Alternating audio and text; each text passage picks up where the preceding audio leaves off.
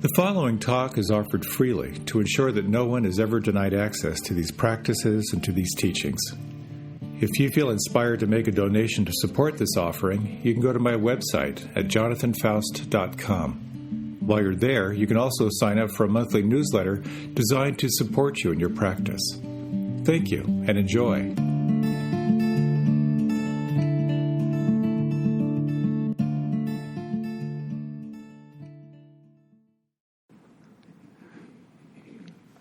It was toward the end of a month-long retreat at Spirit Rock, and I was heading in for my final interview before the very end of the retreat, and I'd very carefully, very mindfully packed all my clothes and decided, what I was going to wear on the way to the shuttle into the airport and so forth, and had everything all just set up perfectly. And I went in for my final interview, and I was sharing about, my insights, and, it had been a challenging retreat. There had been periods where there was not a lot happening, but I really felt I got a lot out of this, and I'm really looking forward to going home and really applying it in my life. And I was talking about my readiness to go, and the teacher said, so you feel ready to go? I said, yeah, I'm all packed, and I'm just going to be waiting for the shuttle. And I was going on and talking, and this more and more this concerned look on his face. And then he said, you realize the retreat ends the day after tomorrow, don't you?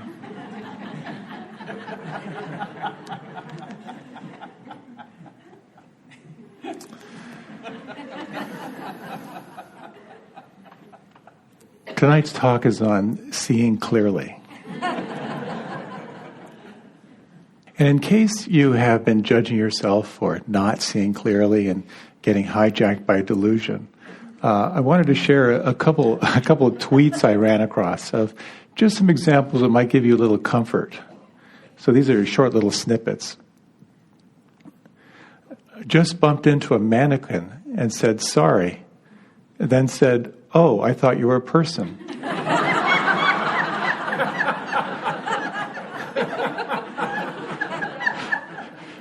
Then realized I was still talking to a mannequin.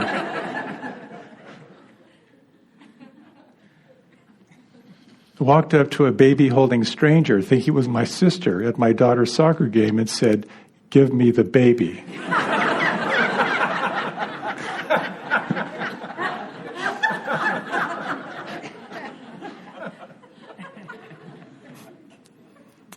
Interviewing for a nanny job, was told the job would involve light housekeeping. And I replied, I've never kept a lighthouse before, but I'm willing to try.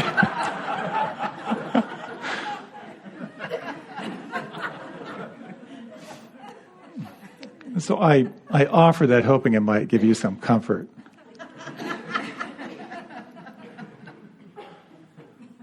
I would like to talk about what happens when the muddy water begins to settle.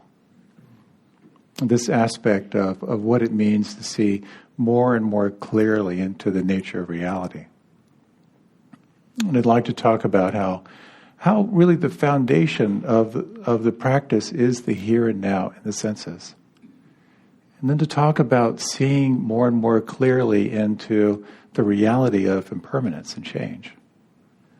And then seeing more and more clearly into the reality of how your relationship to what is changing directly affects the degree to which you will feel stress or dissatisfaction or suffering.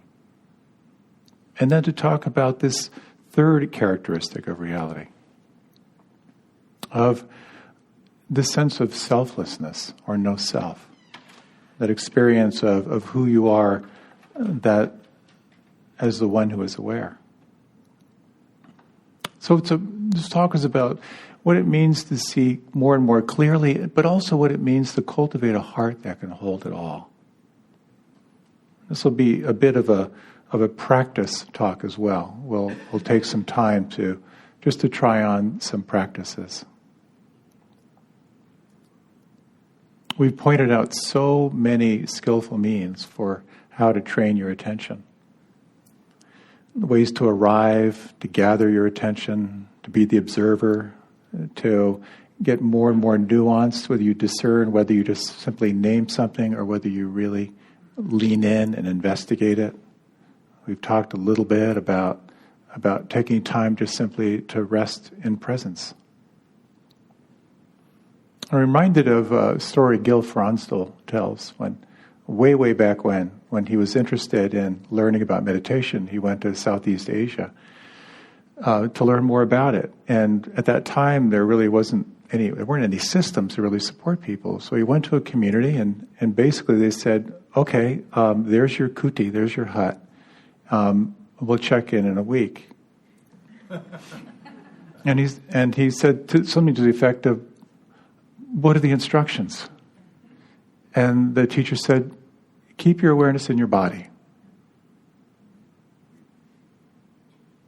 That's it.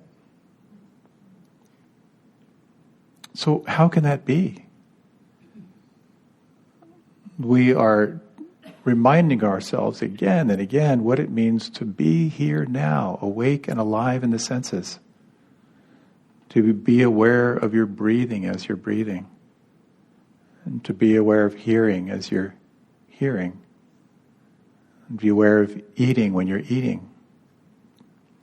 And to be aware of kvetching when you're kvetching. And Kate offered that wonderful line, that classic line from the Buddha.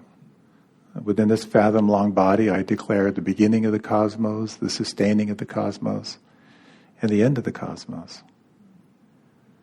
And so our practice is this dance of forgetting and remembering.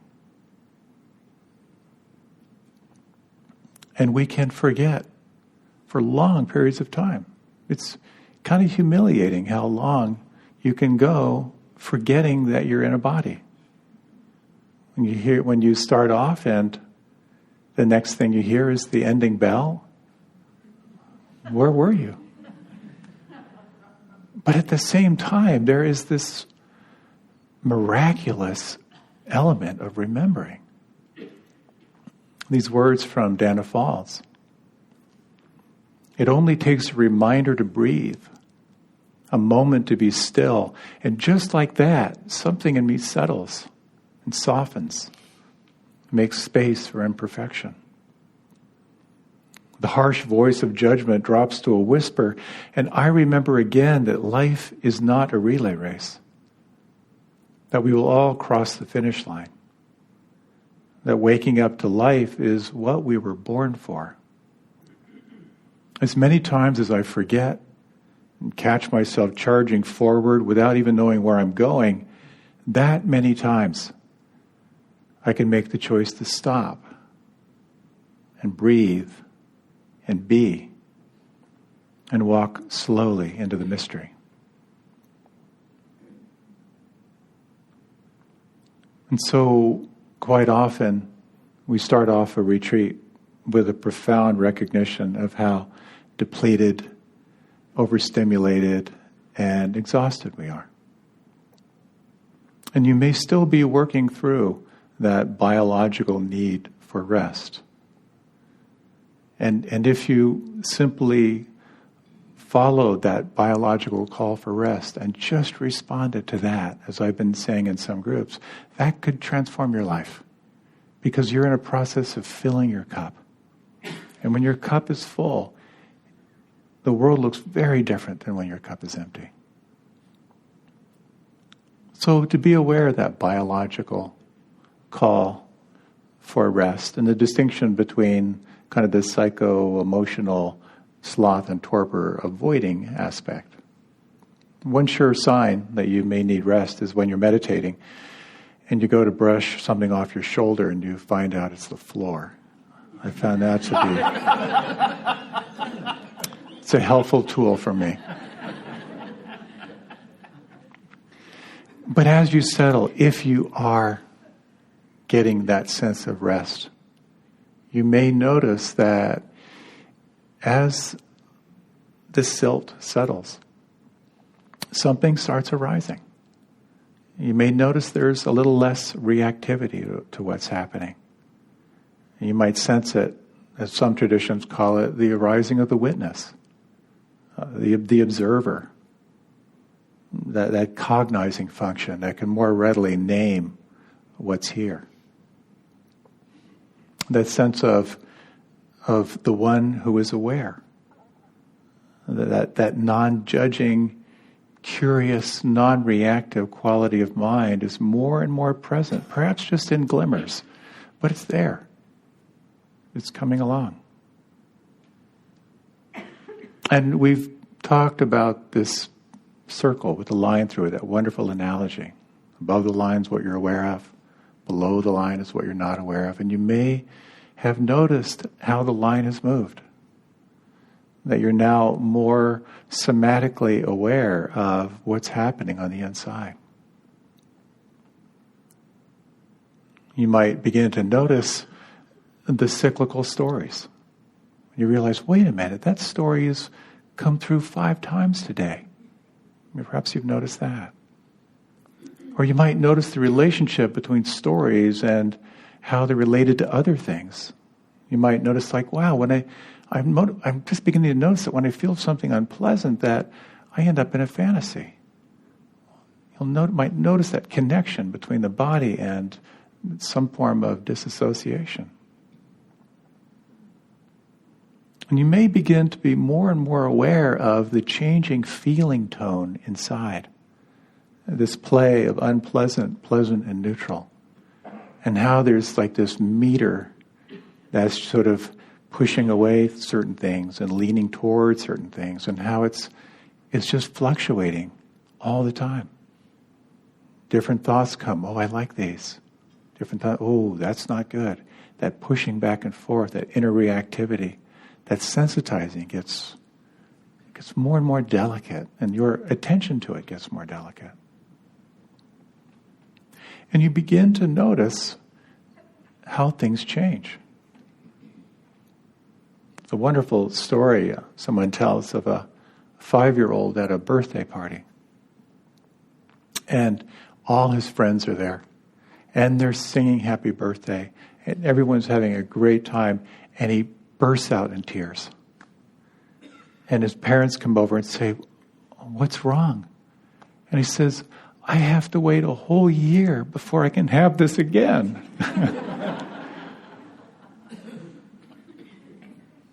Can you relate to that?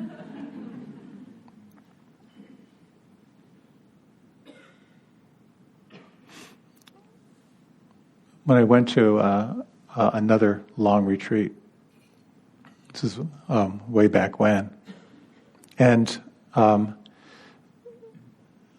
sometimes I'm informed by this school that says it's not how you feel inside, it's how you look that's important.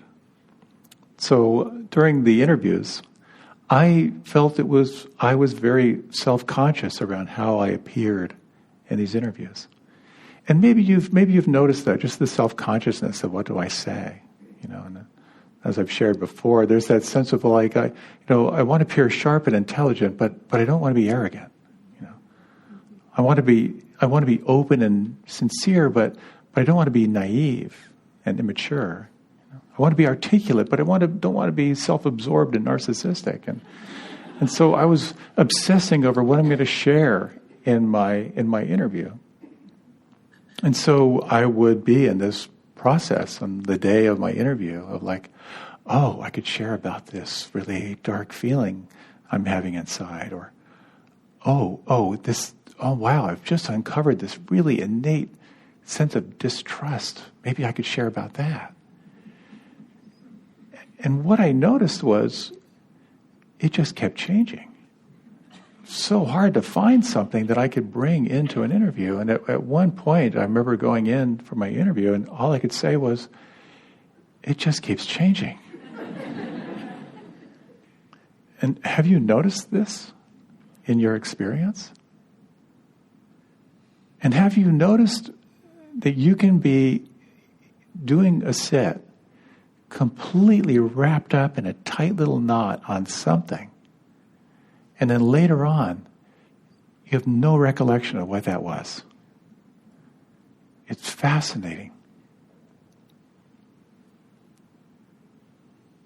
There are some practice of meditation where after your sit, you recount the thoughts. You try to recount all the different thought forms, which is kind of a terrifying idea. It's sort of like going back through your browser history, you know? I was thinking about this, and I was thinking that some of my meditation are like just a drunken monkey randomly clicking links on the computer. But this becomes an important part of the practice. It's seeing into this first characteristic of reality, of seeing just how much everything changes. So many thought forms, so many different sensations, so many different moods, different states of consciousness. They're all weather systems just coming through and taking shape, and sometimes they grab our attention and they just don't let go. Sometimes we can let them flow. So just to take a moment, if you would, if you can just close your eyes.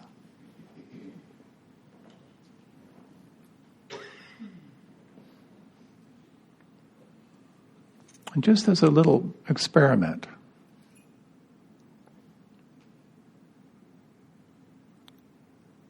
just to take a moment this maybe a minute, and just notice what's changing.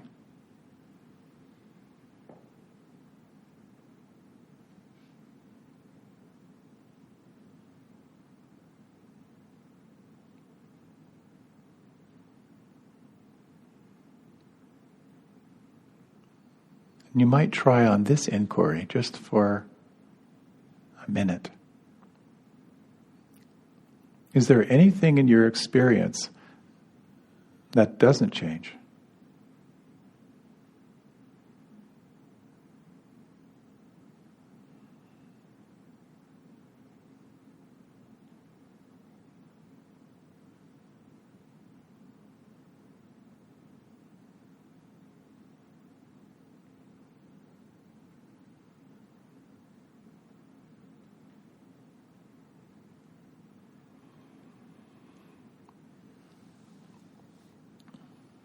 And the Buddha said, all is impermanent. And what is the all that is impermanent? Objects of the eye are impermanent. Whatever is felt as pleasant or neither unpleasant nor pleasant, is impermanent. Likewise with ear, nose, tongue, body, and mind.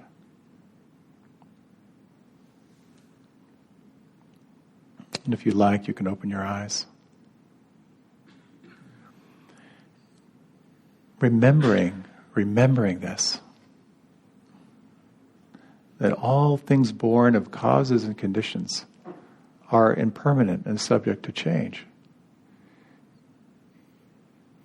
can be such a powerful reminder in your practice. Remembering that when you're caught, when you're stuck, when you feel hopeless, remembering that all conditioned things change, is tremendously helpful. And when you feel like you've finally arrived in that open, spacious, compassionate place of presence, there especially, it's helpful to remember that this changes too. And remembering that all conditioned things change, it can soften the mind and soften the heart in that remembering. Knowing at the same time, we forget. So this fundamental remembering has a way of opening our awareness, opening the heart. An opening night, La mentioned the Piscataway people who lived here before, and as I've been walking, I've just been thinking about this culture, this incredibly rich culture of tradition and raising families and people falling in love and having babies and people dying and being born, this incredible culture that lived here that is no longer here. Could they have envisioned how their world would change after generations and generations and generations of living here? That another culture would come in and wipe them out? And would nullify their ownership of the land? Just as that culture could not imagine how much things would change, what will this place be in 1,000 years, in 2,000 years? So noticing change, it's so integral to the practice. And then, of course, as you settle and as you begin to recognize the subtlety and the nuance of constant change of the flow or the stream of your experience, you also begin to see more and more clearly into your relationship to what's changing.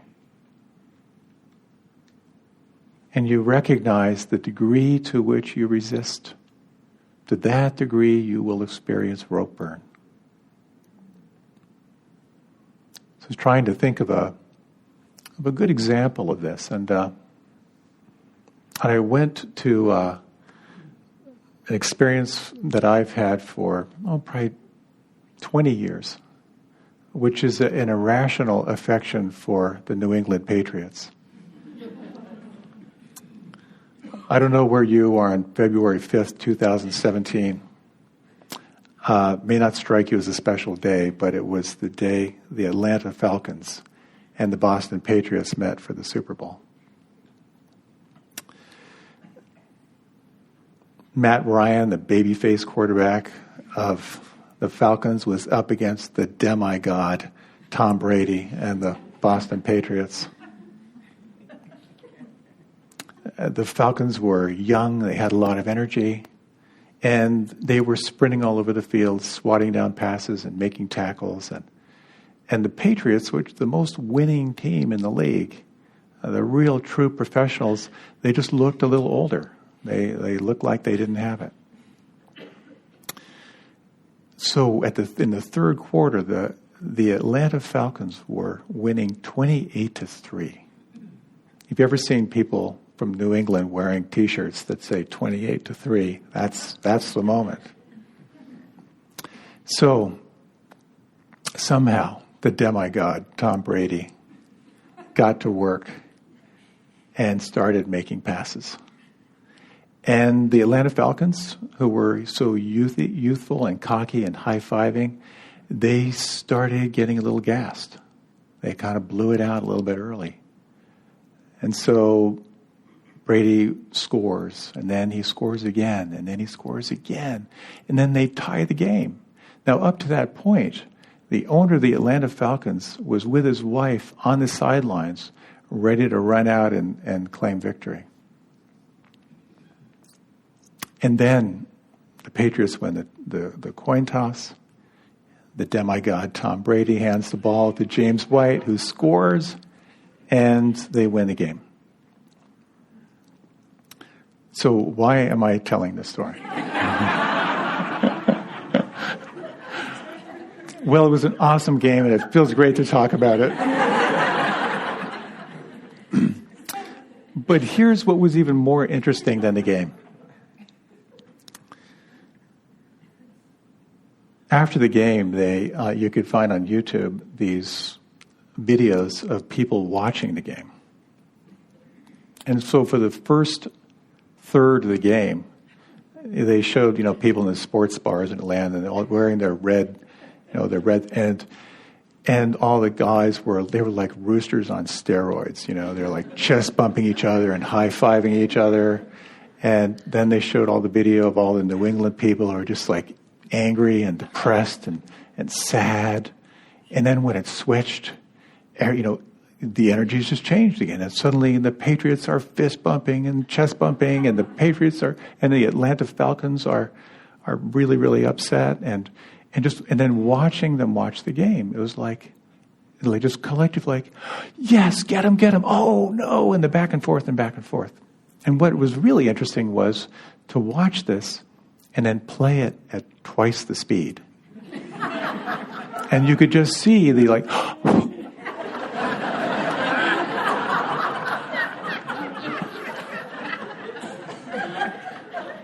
and I realized in watching this, it was hysterical. But then I thought, how does this relate to my meditation practice? That's what we do. We're inflated, we're deflated. We're sad, we're happy. We are constantly reacting to the moment. And sometimes the reactions they're really gross reactions, and sometimes they're the subtlest of reactions. And sometimes in your practice, you'll find yourself completely in some reactive mode. Anger, aversion, whatever it may be. But other times when the mind gets very, very subtle, you can sense how the reactivity is still continuing, but more and more subtle. Just the gentle pushing away, the gentle reaching toward. And this becomes an integral part of paying attention. Rupert Gethin. As long as their attachment to things that are unstable, unreliable, changing and impermanent, there will be suffering. When they change, when they cease to be what we want them to be. If craving is the cause of suffering, then the cessation of suffering will surely follow from the complete fading away and ceasing of that very craving. Abandoning, relinquishing, releasing, and letting go. So releasing and letting go. What is it that we're letting go of? Well, you could say you're letting go of your story at times. You have a fully developed story about this situation, and somehow you can let go of the story and then re-arrive in this undifferentiated, raw experience of here and now. Again and again and again. And every time in your practice when you find that you're caught in that clench and that reactivity to something that's changing, when you can turn to it and say, I'm going to be with this if it feels safe. That is a radical moment. That is such a radical turning in your life. And traditionally, of course, we override that clench. We override that impulse to turn and look at what it is that is the source of our discomfort. We tend to experience emotions in waves. And the analogy I find is how grief can come in rogue waves. When you've lost someone or lost a pet, there's just that sense of equanimity, and then here comes the wave. It forms from the inside, it gets more and more intense. And what happens as that wave crests, that's usually when we bail. That's usually when we spin off into one of those 5 mind states that Kate spoke of. When we spin off into aversion, anger, ill will, blame, or we disassociate and go off into planning or fantasy, or we get lost in the restlessness and worry, the hamster wheel of worry with no resolution. Or it's like something just pulls the plug and we get deflated. Or we get paralyzed by doubt or the ruthless critic. But when you can stay on the wave, when you can allow it to grow and to crest, on the other side of that wave is something really interesting. Sometimes it just feels like a weather system passed through. Sometimes it can feel like a sense of integration or relaxation. Sometimes, not all the time, there might be a cognitive insight. There can be a clear recognition of something you were holding on to that now you have a sense you don't have to hold on to it. Or you might recognize a belief that maybe isn't true. And this becomes our practice. A good friend of mine wanted to explore something going on in his life. He was getting really angry toward his 11-year-old son, and he was upset at his actions. And he was getting feedback from his wife, and his son was getting a little uncomfortable around him. His 11-year-old son was a really good soccer player, and he was in a soccer league, and he was like on the first team, sort of the equivalent of like the varsity team of the 11-year-olds. But he was losing interest in soccer. It just wasn't that interesting to him.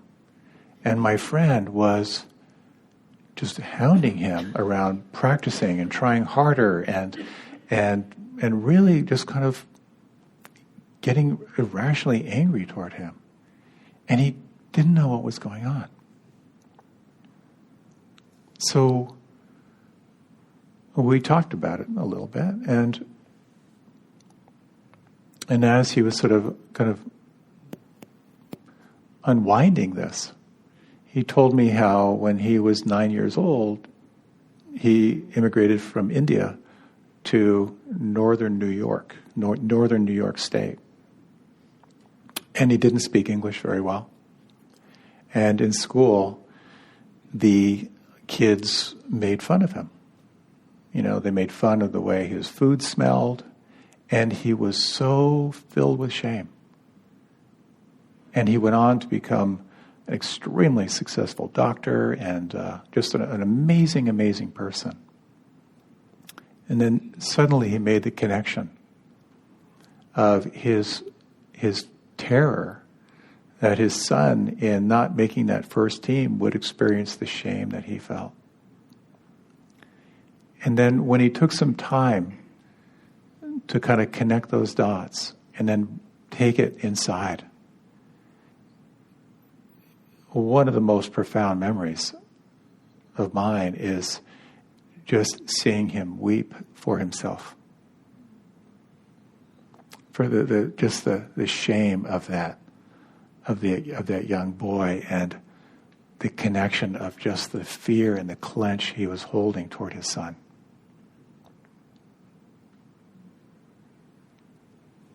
Something was changing in his life, and he didn't like it. And he resisted it. And he chose to turn, to look deeply at it, where he could see what was holding on. And he let go.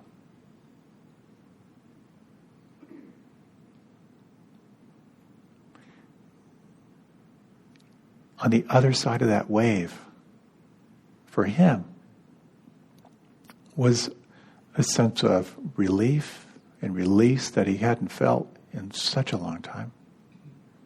A sense of appreciation and gratitude for his parents who did their best. A deep sense of love and care for his son.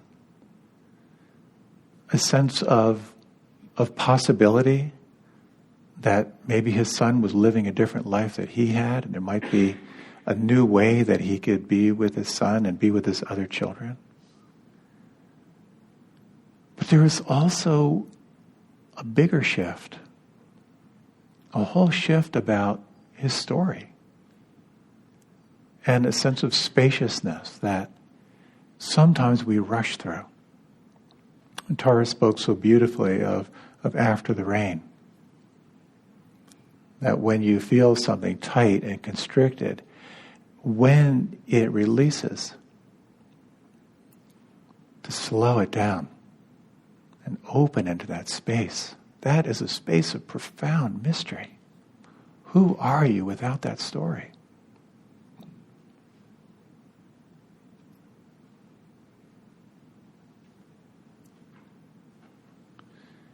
quite often in our practice there can be a sense that we're supposed to really focus on the hard stuff. And when it's there, we are. Absolutely. When you have the firepower, the concentration, the mindfulness, the relaxation, the curiosity, all those factors, that when you sense something that's between you and feeling free, and you have that intuitive sense to look closer, to examine your relationship to what's changing, and you take that into the body, and you sense how intimately you can feel it, and you sense its roots and its tendrils and how old that is, and you inquire as to how to be with it. When you sense what it's like to nurture it through empathy or compassion, there are tremendous, tremendous possibilities that may not have existed moments earlier. But in the same time, that in your experience, when you have those moments of expansion, when you have those moments of the immeasurables, the little hits of joy, of compassion or kindness, or just the sense of spaciousness, it is incredibly potent and powerful to investigate those states too, to get familiar with those states.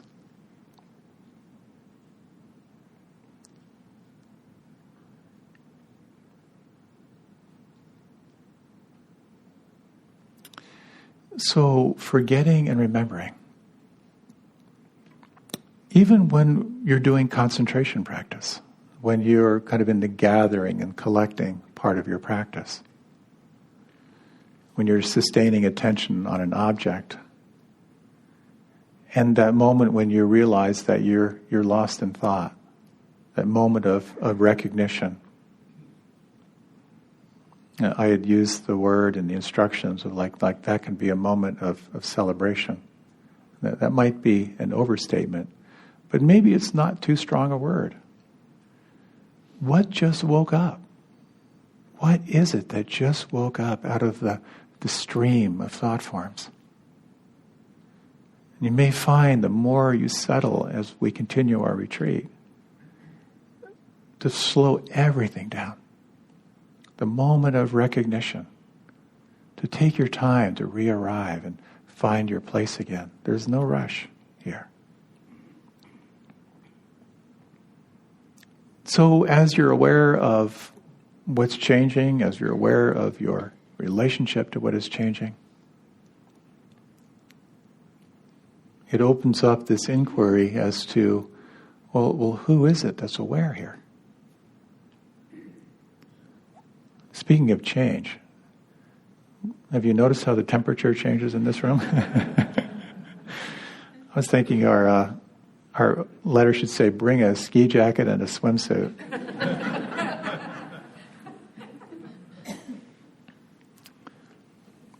So this first characteristic of reality is anicca, seeing the impermanence, the inherent impermanence of our experience.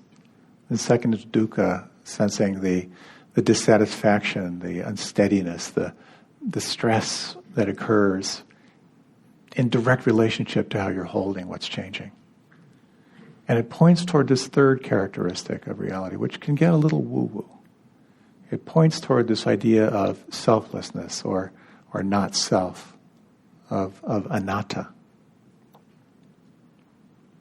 And it points toward somewhere where the linear, rational mind cannot go, which is why it's so hard to describe it. When I think about experiences that I've had where I've experienced or tasted those moments and I try to describe it, it just sounds like a drug experience, like I've, just one extra hit on the bong and there you go. Ram Dass tells this great story. I think he was maybe doing a little extra chemical boost to his meditation practice, but he describes this moment where he just opened to the vastness, and he got it, and he wrote it down. He wrote down, like, here's the answer. And so later, he fell asleep. The next day he got up and he kind of made his way to his bedside table and opened the journal, and it said, just be.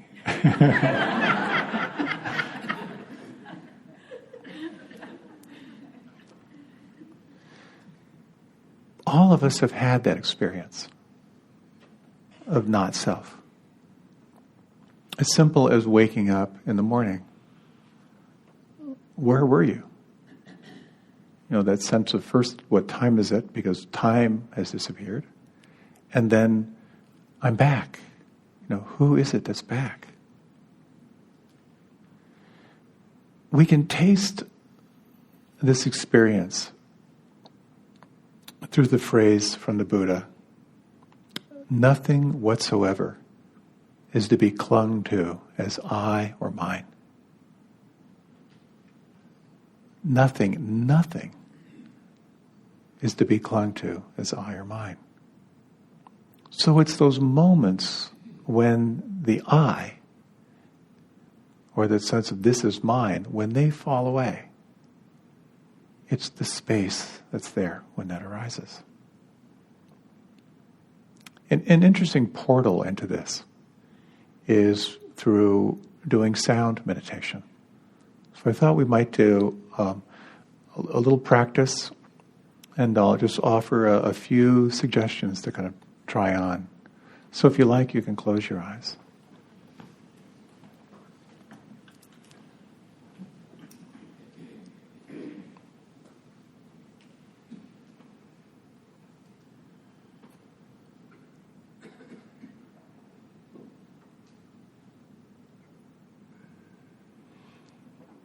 And as you close your eyes and as you just soften your breath,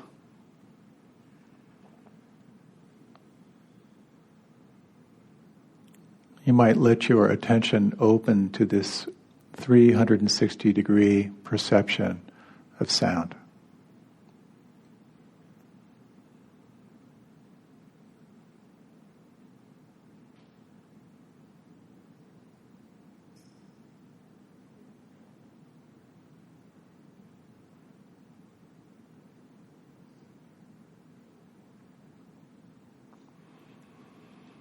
And you might sense that there are a few ways that you can listen.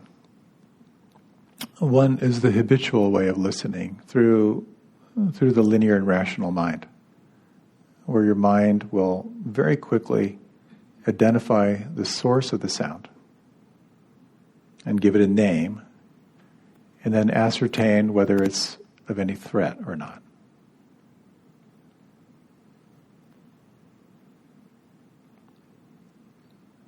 Another way of listening is sometimes described with the words bare attention,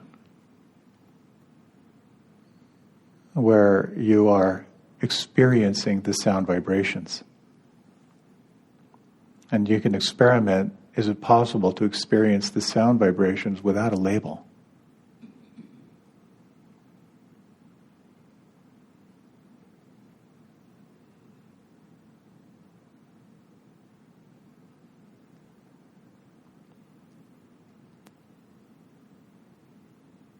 And you might notice that you cannot hear better by trying harder. That this requires a very deep inner state of receptivity.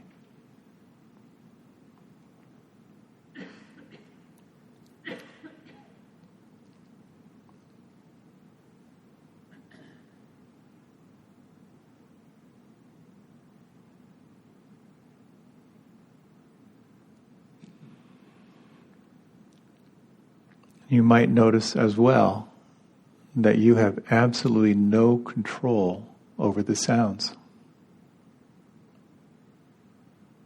Yet you are aware.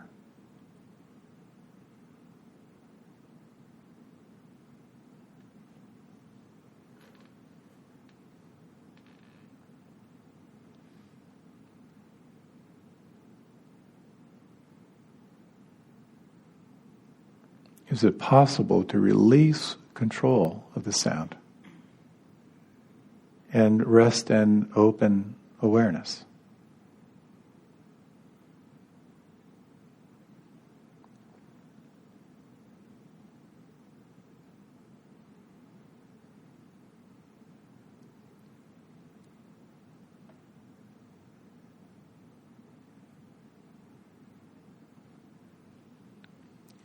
The sounds are not you.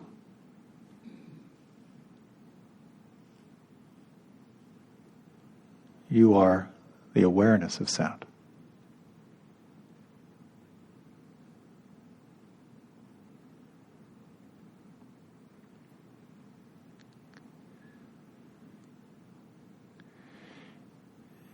Can you imagine that you could open to all phenomena in the same way that you open to sound?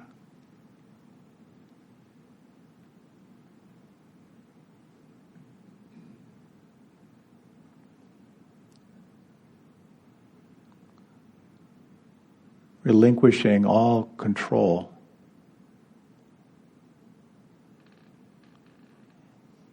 Yet intimately awake.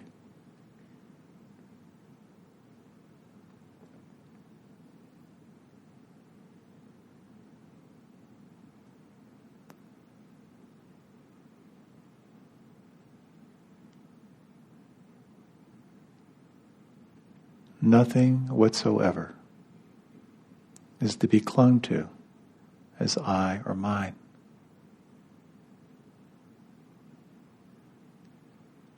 In the absence of I and mine, who are you? What are you?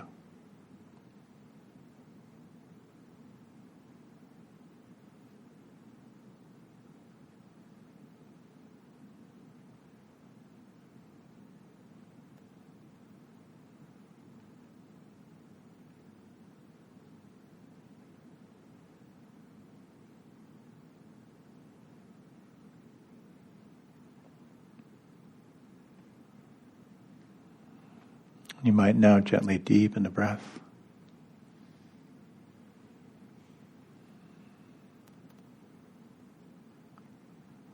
If you like, you can open your eyes, or please feel free to remain with them closed if that feels more comfortable.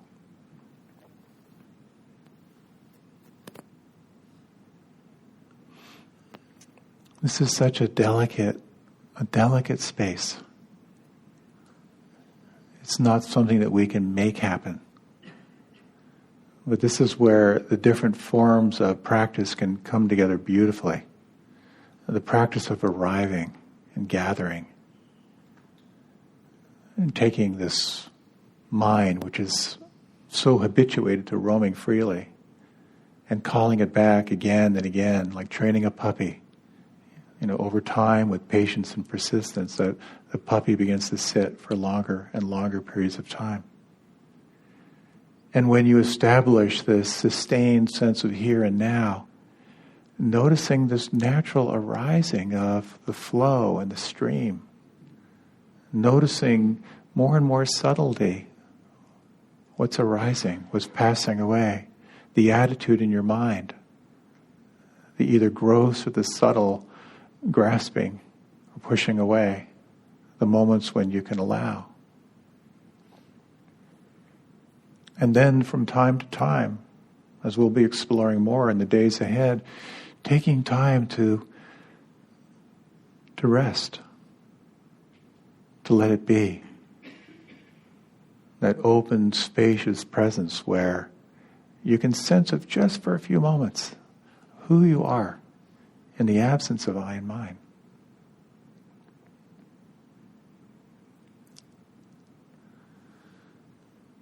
We're very challenging ways to kind of describe this, but another way to sort of sense it. So imagine you're in a movie theater and you're watching a movie.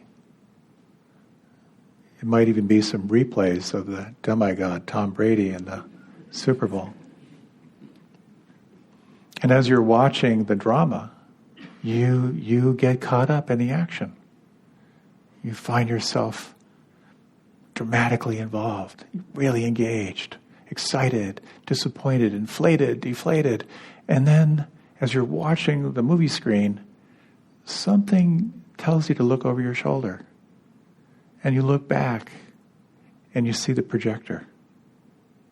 And you see that this is film 24 frames per second passing in front of a light bulb. It's in that same way, not to force it, but from time to time, just to deeply pause and just sense, who is it that's aware right now?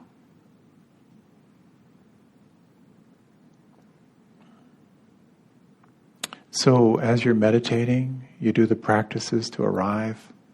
You gather your attention on a focal point. You notice the phenomena arising and passing through, the sensations, the thought forms, the stories, the different states. Sometimes it's dramatic. You're caught in the drama. And then you remember, everything changes. Everything changes.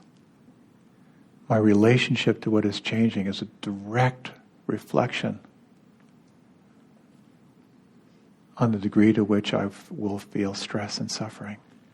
And that when you're caught, when you feel the reactivity, when you feel the clench, the stickiness, that can be a moment to call on those two wings.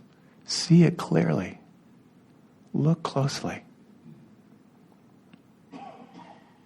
And sense what it's like to call on loving presence, whatever that means for you. We each have to wire that up. Empathy, compassion, kindness, calling on a lineage, a teacher, nature, the mystery, whatever it may be that will cultivate a heart that can hold whatever is present for you. This piece around not self, it's better to not try to intellectualize it, but to let yourself taste it from time to time. I like to think of it as quite often a glimpse practice. You just get a glimpse of that sense of spacious, open awareness. And that informs you quite deeply.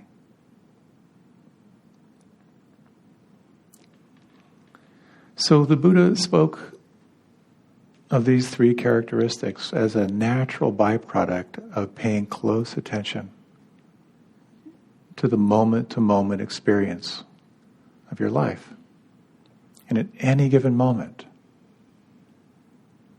you can explore what is changing right now. What is present and what is changing? What is the attitude in my mind? How am I holding this moment? And who is it that's aware? Can I let it be? Can I let it flow?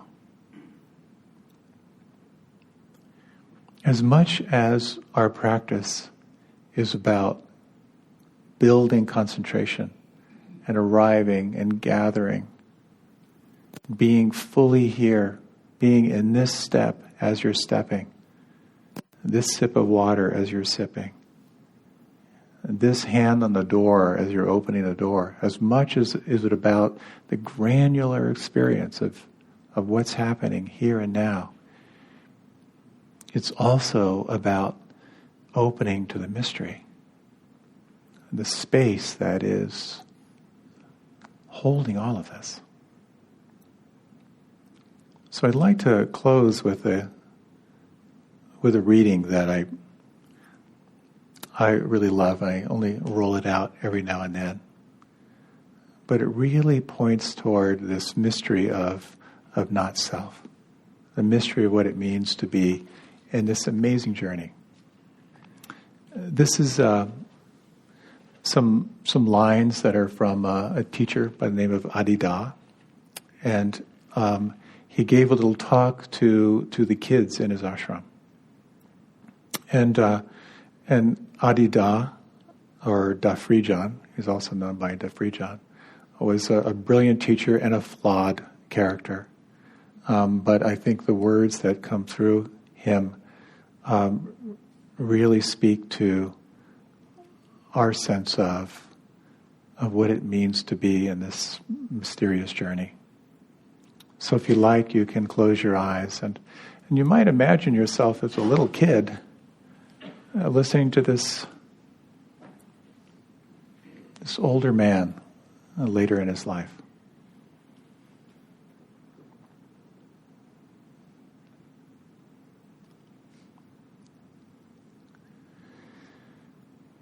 Nobody, not mom or dad or grandmother or grandfather or big sister or big brother or teachers or doctors or soldiers or reverends or athletes or lawyers or TV stars or people who are working or any people who are playing, not even the president, not even a king or queen, not even people who love each other, know what a single thing is. It is a great and wonderful mystery to all of us that anything is, or that we are. And whether somebody says, I don't know how anything came to be, or God made everything, they're simply pointing to the feeling of the mystery of how everything is. But nobody knows what it really is or how it came to be. As long as we go on feeling this mystery, we feel free and full and happy, and we feel and act free and full and happy to others. This is the secret of being happy from the time you are small until the time you are old. If you will remember every day to feel the mystery, and if you remember to feel that you are more than what you look like, and if you remember to be the mystery itself, then you will be happy. And all kinds of wonderful happenings will come up for you. You'll feel happy and you'll always help and love others, even those who are having trouble feeling happy, and even trying to make you forget the mystery. Someday you may meet someone who's felt the mystery really strong for a long time, so that person feels the mystery a lot and is always happy. Such a person is the best person to learn from about happiness and life and love. I hope you will remember to feel the mystery every day, as long as you are awake forever. The best thing to tell anybody is to remember to feel this. I've been doing this for a long time, and it is the best and most important feeling of all. I'm happy I could tell you this. You and I can always remember that at least one other person somewhere is remembering and feeling and loving the mystery right now.